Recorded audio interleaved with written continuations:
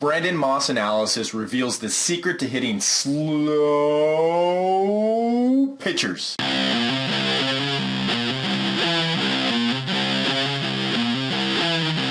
Hey, what's going on? It's Joey Myers from the Hitting Performance Lab, and in this video we're going to analyze Oakland A's first baseman Brandon Moss. We're going to go over three different things. The first thing is we're going to make the complicated uncomplicated.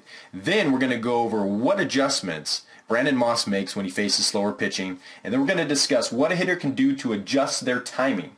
But first, let's make the complicated uncomplicated.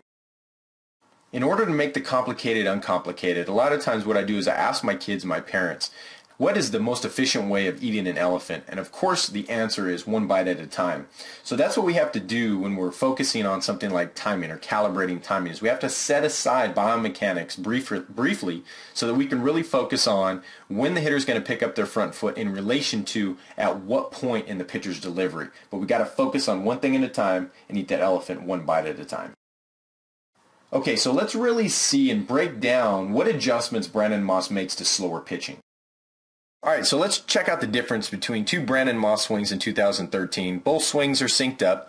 Both pitchers, you have Dickey over here on the left and Felix Hernandez on the right. Both pitchers are out of the stretch, pitching out of the stretch. And as you'll notice is that Dickey will actually be more of a slide stepper, and he doesn't really close his shoulders off here like King Felix. King Felix gathers more, and he falls more, goes up and down more. So what we're going to find is we're going to look at a couple spots with Brandon Moss. First one is, when does he start to pick his front foot up? At what point in the delivery? And you're going to see about right there where Dickey's already fallen forward and his arm's coming back into his backswing, getting ready to release, and you see King Felix is just starting his fall forward. Now if we go fast forward a little bit more, you're going to find that once Brandon Moss's foot's totally off the ground, you're going to see Dickey's at his release point, and you see King Felix in his the back area, backswing, and he's getting ready to release as well. So if we count frames from here, 1, 2, 3, 4, now King Felix is in his release point and is releasing the ball. So as you can see here, there has to be an adjustment made in a slower pitcher versus a faster pitcher. And obviously with King Felix, we have to start our swing a little sooner, or picking our front foot up, versus Dickey, who's a lot slower. We have to start our swing later, as you can see here in this video. Alright, so we looked at how to make the complicated uncomplicated. Then we looked at what adjustments Brandon Moss makes to slower pitching. Now, let's discuss how a hitter can adjust their timing.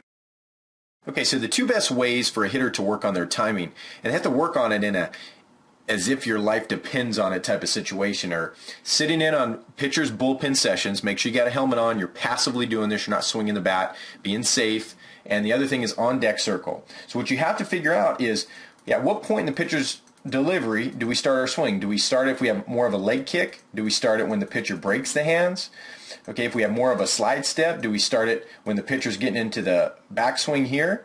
We have to figure out when we tend to start our swing. From there, then we can set a standard. Okay, I do this on average velocity pitchers. Okay, this is the adjustment I have to make to do it later on slower pitchers.